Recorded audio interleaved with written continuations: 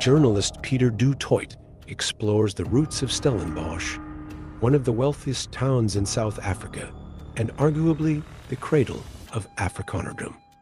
This is the birthplace of apartheid leaders, intellectuals, newspaper empires, and more. He also closely examines this club of billionaires. This is the synopsis of the Stellenbosch Mafia, the so-called owners of South African politicians. Let's take a tour inside the billionaires' club. Johan Rupert, South African billionaire, was nervous before his interview on Power FM, one of South Africa's radio stations, to give a voice to the growing black middle class and cohort of black professionals in Joburg. He had been stung by a PR campaign during the height of that project of grand corruption under the leadership of former President Jacob Zuma's so-called wasted years, state capture, that sought to position him as the high priest of so-called white monopoly capital.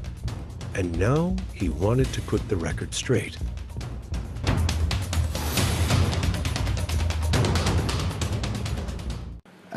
Yes, the epitome of white monopoly capital, the Stellenbosch Mafia. He's here. Thank you so much for honoring us, Mr. Rupert. Now it's Mr. Rupert. Where I come from, we don't call Toppies like you, Johan. No, it's Toppie, it's Mr. Is that the Shangaan in you?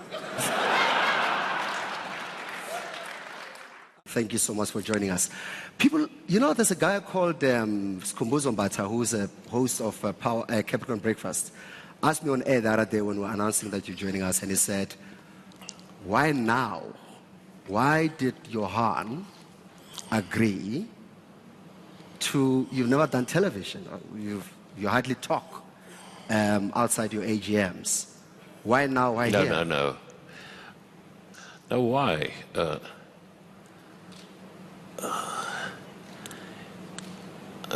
Don't you think it's high time that we as South Africans start talking to each other instead of shouting at one another? Our country's not in great shape. The rest of the world don't really care about us. If we don't talk and listen across the board, I'm not sure that, I'm sorry to say that we as South Africans can always rely upon politicians. Ordinary South Africans need to engage more. We've got common goals, we've got common ideals. Everybody worries about their children. And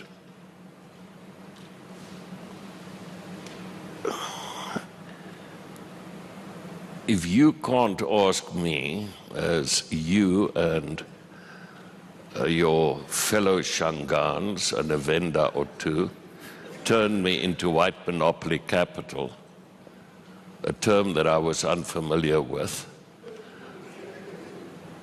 until Bill Pottinger arrived. And the people that wear that tie of yours, that color, all around town, started attacking me out of the blue. I wasn't involved in politics. Imen Rapeti, a Power FM presenter and senior journalist, was in the audience. She did not like Rupert's comments, his bumbling manner, or his sappant detachment from race, society, and blackness.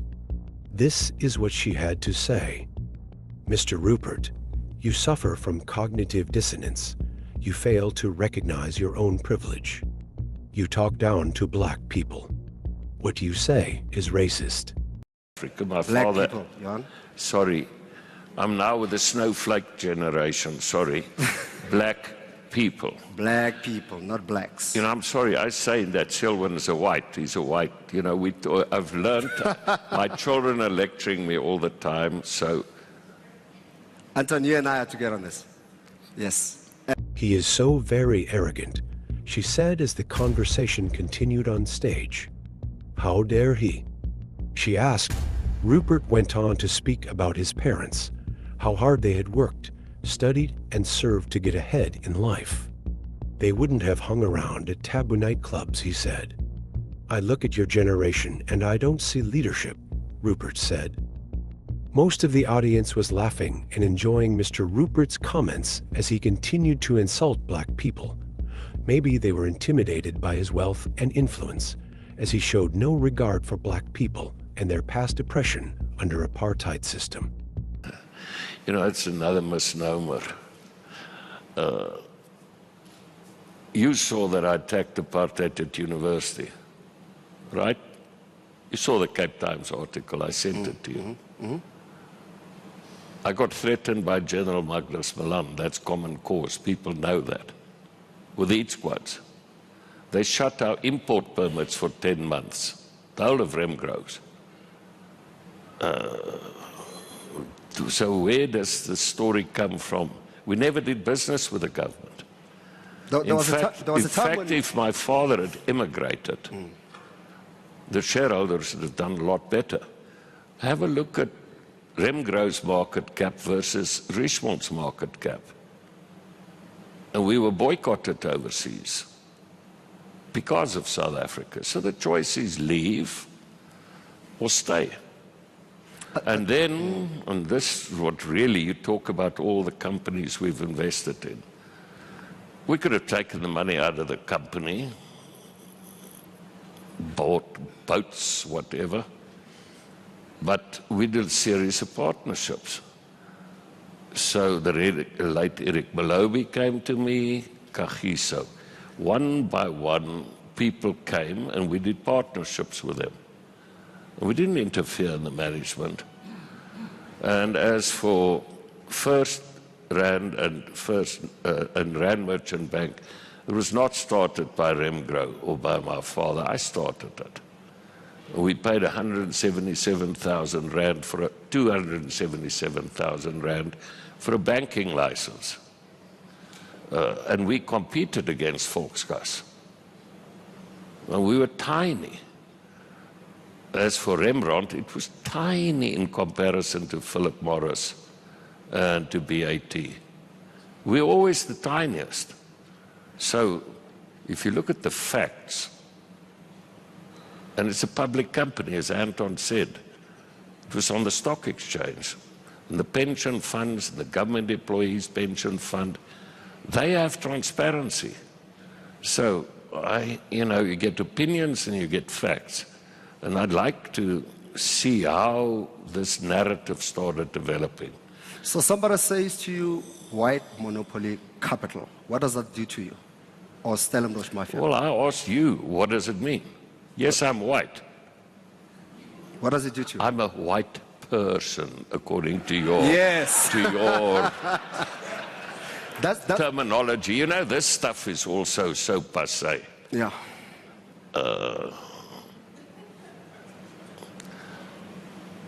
Hopefully our children's generation will get over this. Granted, then the economic disparities must be wiped out. I agree. Yeah, and we'll get there. We'll get there in time. Let's go back. A white, yes. Monopoly, show me a monopoly we've ever had. Just one, please. If somebody could show me one monopoly. I've tried my best, but I've failed. Look at the monopolies in the country. Monopolies are called SAA, in Roots, Eskom. Have a look at monopolies, and then they call me a monopolist. So you're saying the state is the monopoly, not. I'm saying, you're saying that please monopoly define monopoly. Hands. Define monopoly. In terms of capital, yes, I believe in the free market system. Until somebody can show me a socialist or a communist system that survived, If everybody had to be as good as Madiba or Mother Teresa, yes, then socialism could have worked. But people are not that giving. People are not that nice. People act in their self-interest. And therefore, I've not seen it work. So yes, I'm white, and yes, I believe in the free enterprise system. As for the monopolist, I don't know where they get that. And the Stellenbosch Mafia? You know, I never got that invite. I don't live in Stellenbosch. And if you had to know Stellenbosch, you had to know how the animosity that was in Stellenbosch. Was. Well, I guess was because a lot of the people aren't around anymore. So Wait, did he just throw a shade on, what are they called?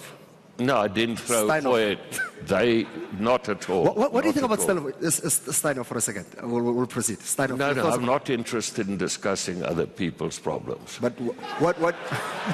Okay. No, it's all I'm saying is people who do know Stellenbosch know that, I mean, people acted in their own self-interest there as well. And remember, I was born in Stellenbosch, but after being in New York and here in Johannesburg, I chose to go and live in Somerset West. Why was that? There's There's a reason. Please share.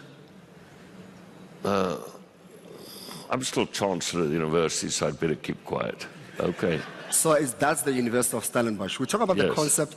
So a picture goes like you, almost under your leadership, dark rooms, boys get together, mainly boys, and plot on how to keep the darkies out of action and how to control this country under either your stewardship or leadership somehow. That's essentially the concept of the Stellenbosch Mafia. Okay, now they have political power. We'll keep the economy amongst ourselves, and boys, nobody should know. That's the picture. You serious? Are you really serious? That's the picture. Do you believe in Father Christmas? Do you believe in Father? And you are the room leader. And you still supposedly. believe in Father Christmas as well? And that Marilyn Monroe's living in my backyard. And that Elvis comes for Christmas. Are you serious, Given? So let's put it differently. Is there some silent, conniving exercise by leaders or successful, particularly Afrikaner business people, where they sit together and plot? There used to be the Broederbond. And my father was a member until 48, I think. I don't know, he never really discussed it. And then he felt things were going off the rails. And he felt uncomfortable being a part of a secret organization. I've never been a member of a secret organization, and I get concerned about the necessity of secrecy. So there's no organization. Are you kidding me? I mean, and on that I can talk for the others as well who are mentioned there. And why do we need, I mean, surely what I've tried to do in my life belies the fact that we want to keep the darkies down. Surely, if you look at how I've lived my life, that it's not correct. My black American friends in New York and America will find this incredibly funny. And your black African friends, how would they find it? Well, clearly you've told me that's what you think.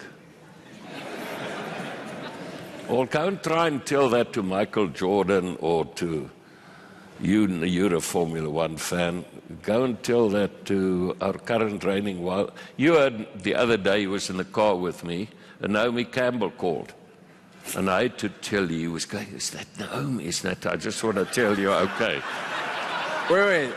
Now, Johan. True. Now, you do not disclose boys' secrets in public. You know, I don't want to be funny, but they actually, we just have normal lives when we're together. And it's not this distrust.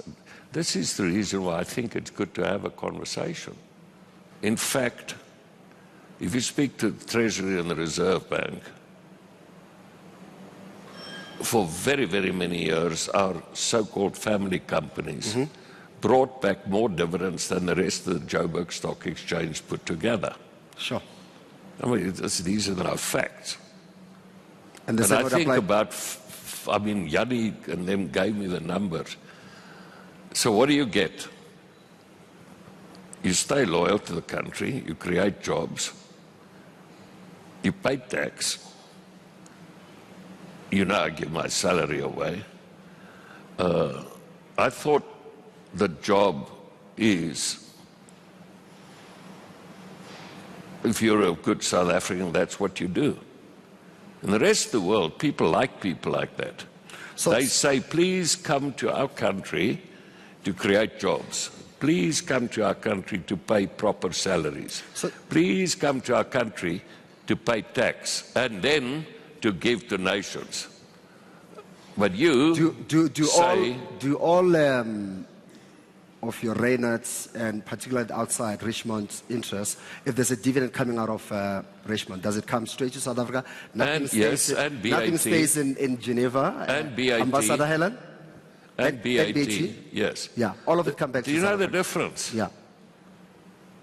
We're honored to have the Swiss ambassador here. In Switzerland, I got a letter of thank you from the taxman.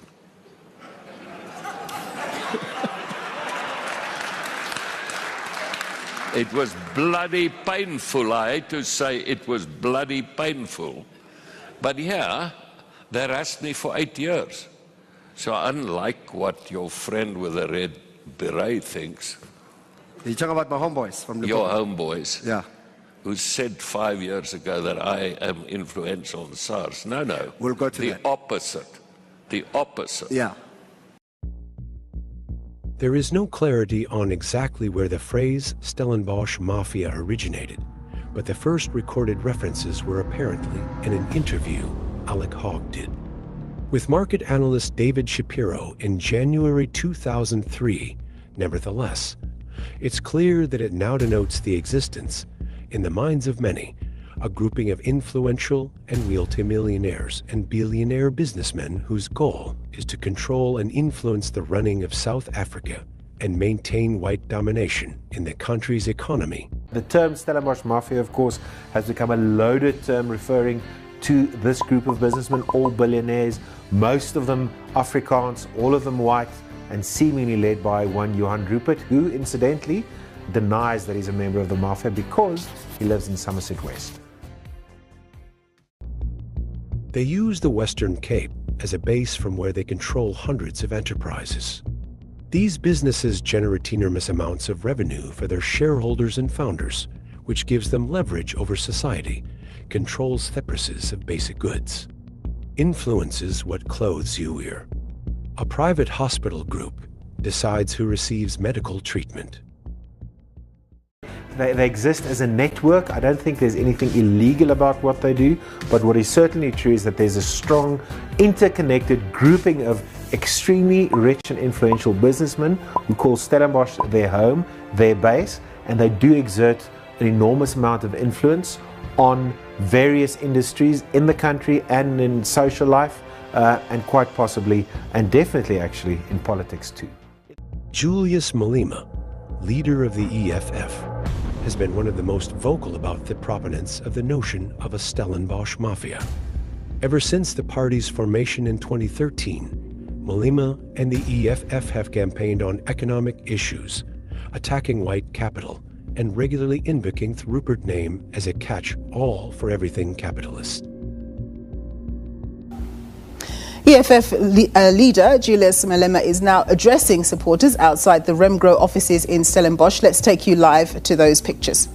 Members of the Central Command Team, the PCT, and all RCTs who are here, and the hosting region.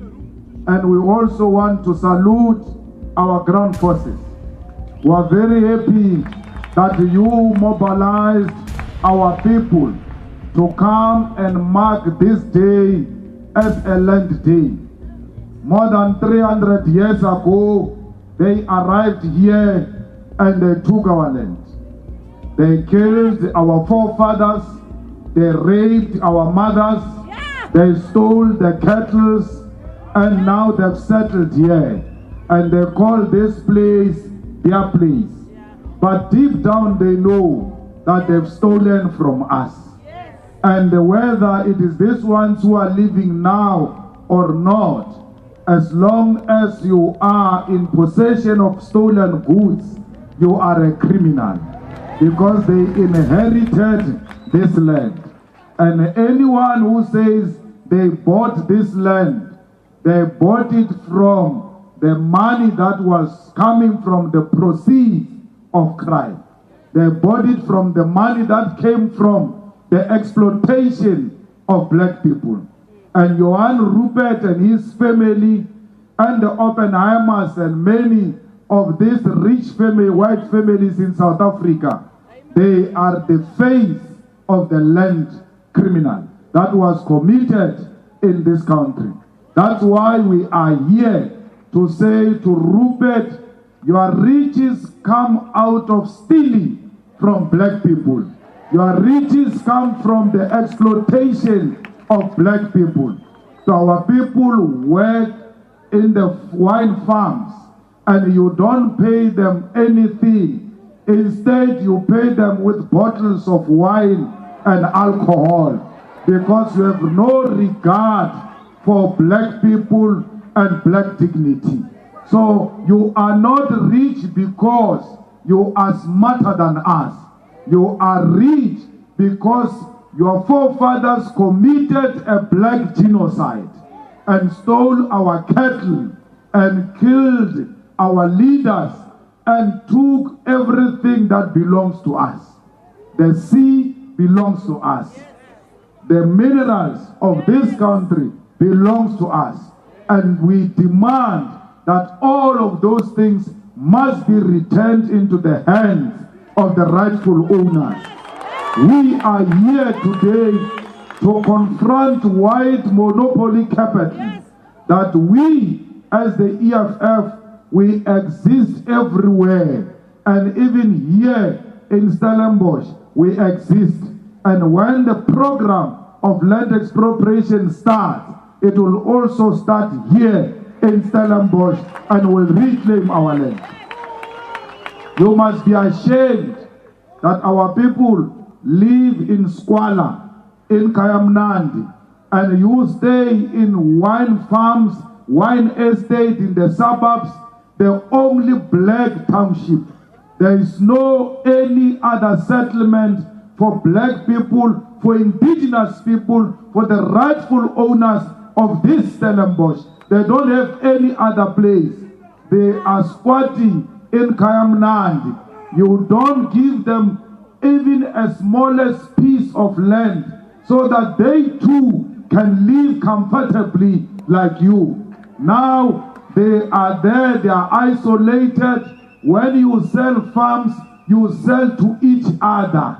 When a black person buys a farm, you refuse. If it's not a white person, you stop the transaction. We want the farms to be given to black people. You've got enough land, Rupert. Start releasing some of it voluntarily now, before the land revolution visits you. All those white people who have a lot of land, lot of properties, lot of wealth, please start sharing it with the people of South Africa, because they are losing their patience. This youth is here today during working hours in their numbers because they are not working and because they've got no land to work on. Our poverty is because of lack of ownership of land. That's why I always argue with South Africans that you are beating a Zimbabwean. That is not cause of your problem. He doesn't own the land. Your problem starts because you don't own the land. You must go to those who own the land. When you get the land, your problems are solved. Because their problems were solved when they came here, 6 April 1652, led by a gangster, a convicted criminal, Jan van Riebeck. They arrived here and stole our land. These are children of criminals. Jan van Riebeck was brought here as part of his punishment. He didn't come here because he was a good tourist who spotted a beautiful land. He's a thug, even where he comes from. He's a criminal. That's why he continued with his criminal activities by stealing our land and our cattle when they arrived here. So we want to make it a point that fighters, we remind them every year on the 6th of April that they must never forget that they are in possession of proceeds of crime, and that makes them criminals, and they must be reminded annually to return that which belongs to us. For as long as they have our land in their possession, we will never be friends. We are not Nelson Mandela of reconciliation. How can you reconcile with a person you have never been with before? We have to be together first and then go apart to come and reconcile. How can we reconcile when we have never been one? And we will never be one. What is the cause of the problem? You are in possession of stolen goods. How do I find a person who stole my car and say to this person, let's reconcile, but he's still keeping the car? I bring my car first. We will talk if I'm forgiving you or not. For as long as you are in possession of my stolen vehicle, we will never be friends. That's what makes us not to be friends. We coexist because we are children of peaceful warriors. We do not enjoy blood, but we are not scared of blood. The only thing we are scared of is of being defeated. When we fight to win. We don't want to lose. And when that day comes, we will emerge victorious. The reason we are not declaring war is not because we are cowards. We want a peaceful settlement of the land. Why? We are not our grandfathers and grandmothers. That treatment you gave to our grandparents, you will never give it to us. We know who we are. We know what we stand for. We know what we represent. And we represent the future. And that future is the land. There is no future in South Africa without the ownership of the land by the people of South Africa. Indigenous people of South Africa. Stop this thing of saying, no, it was the Khoi and we were all here. Where? In Africa. Yes. Africa is one. We are one thing. Don't say here there was this one or that one before. We were all here because we are the Khoi and the Khoi is us. Why do you want to divide us and make us as if we are two different nations? We are not from Europe. The Khoi are not from Europe. You are from Europe. That's why we always remind you that don't be too comfortable. You are on a stolen land.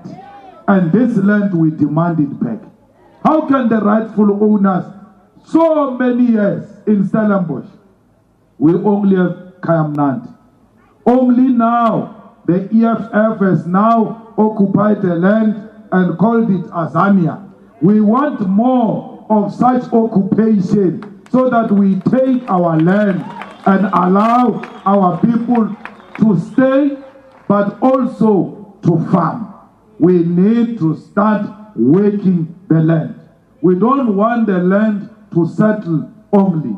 We want commercial land to own properties. We want commercial land to own the wine farms. We don't want a rotten land. We want a fertile land, because in any way we are the ones who are working this land now. There is no white man who works the land. They exploit our people. We are not lazy. Stop asking us, what are you going to do when you get the land? It's none of your business. It's our land. We will decide what we do with it. You found us here working the land. When you came here, you did not come with a cattle. There is no cattle here that which they say this cattle is originally from Netherlands. There's no such a cattle. All of it came from here. The most beautiful one is called Nguni. How can Nguni come from Netherlands? It's Nguni because it comes from here. You found us having cattle and working the land. Stop asking us stupid questions. We know you are challenged, you are fools, but don't expose yourself. This land, we've been working it before Jan van Riebeck arrived here. He found us working it, pushed us to the useless land, and took the most fertile land. We want to return to the fertile land. We want to return in the farms where our great-grandfathers and mothers are buried, because that's where we belong. So fighters, this is the beginning of the struggle of the land. The 6th of April is not only the day they murdered Solomon Mahlangu, it is also the day they arrived here and took our land. After taking the land, when they were commemorating the arrival of Jan van Riebeck on the 6th of April, they killed Solomon Mahlangu. They must be reminded that they killed Solomon Mahlangu. And who sanctioned the killing of Solomon Mahlangu? It was a judge, a white judge, presiding over what is called law. Law is not always just. And if law is not just, it doesn't deserve the respect of our people. It was Solomon Mahlangu was not killed in Vlakplaas. He was killed in the cells because a white judge said he must be killed. A judge. He was not sanctioned by hit squad or gangsters. It was a judge from a bench that said Solomon Mahlangu, who fought for our freedom, must be killed on this day. And they must be reminded that they celebrated the killing of Solomon Mahlangu, a soldier of Mkhonto weSizwe, who was fighting for our freedom. And for Solomon Mahlangu, like all of them, to rest in peace, there must be the return of the land. Solomon Mahlangu, Chris Hani, Winnie Mandela, Steve Biko, A.P. Mdam, Collins Majombozi, all of them, Robert Subukwe, they never fought for us to drive blue lights and stay in parliament. It is believed that the mafia is an example of corporate capture, not like state capture, but as representatives of capital. Such individuals seek to undermine the post-apartheid order under the leadership of the African National Congress. Using capital to pollute South African politics through funding a number of political parties to contest against Africa's oldest liberation movement in the African continent, ANC. These individuals are the most powerful people in the country, more powerful than the president. They control the means of production, in fact, the country's entire economy. During the 2024 general elections, the governing party, The African National Congress, ANC, went below 50% and lost its two-thirds majority to govern alone. South African politics changed for the worse, with no party with the upright majority, forcing the country to consider coalition government nationally. The ANC in the coming days will continue engagement with all parties as we move towards the steps to form the government of national unity. As has already been announced, the president will be inaugurated on the 19th of August 2024, and thereafter will announce an inclusive GNU cabinet. All these positive developments of the past 2 days have brought huge relief and a renewed sense of hope across the length and breadth of our beloved country, South Africa. We have demonstrated that we are ready to set aside our political differences, find innovative ways to work together in the interests of the people of our nation and our people as a whole. We will do more together, working with all political parties and listening to the people of South Africa through their formations in civil society and broadly, even through the media, about their interests and their criticism and constructive criticism of government. The Stellenbosch Mafia demonstrated their power and influence over the running of the country by influencing partnership between African National Congress and Democratic Alliance. The two opposed political parties joined forces to govern together, despite popular belief that the ANC should not work with the so-called racist Democratic Alliance. In order to give effect to this vision, the Democratic Alliance will now step up to contribute our unique track record of good, clean, and accountable governance to the national project. In terms of the agreement, the DA will assume various leadership roles in the National Cabinet, the National Assembly, the National Council of Provinces, and on parliamentary portfolio committees, broadly in proportion to our share of seats within the Government of National Unity. This arrangement ensures that the voices of DA voters will now be heard in all of the rooms where decisions are made about the future of our country. Thanks to the 3.5 million people who voted for us, the DA will no longer only be an opposition party at a national level. Instead, the DA now becomes the second biggest party inside a multi-party national government. This same model of inclusive and broadly proportional representation in the executive and legislative positions will also apply in the provinces of Gauteng and KwaZulu-Natal. It is difficult to overstate just how significant this moment is for the Democratic Alliance. After polling just 1.7% in the 1994 election, the DA's predecessor became the official opposition for the first time in 1999. In that same year, the party first entered provincial government as the junior partner in a coalition in the Western Cape. In 2006, the DA became a party of metropolitan government for the first time through a 7-party coalition in the city of Cape Town. In 2009, the DA first won the Western Cape outright, and in 2021, we won new municipalities across the country for the first time, while entering coalition governments in more metros. And now, on the 14th of June 2024, the DA is not only set to be a part of government in the 3 biggest provinces of the Western Cape, Gauteng and KwaZulu-Natal. Today, the DA becomes a party of national government. What was once unthinkable when the DA's predecessor secured only 1.7% of the vote in 1994 has now become a reality.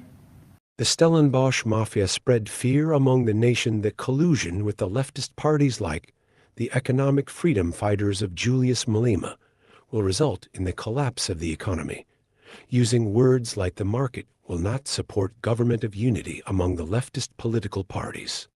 The ruling party, the African National Congress, caved into the threats and intimidation of the so-called markets, who, by the way, are the Stellenbosch Mafia, who holds monopoly over the South African economy.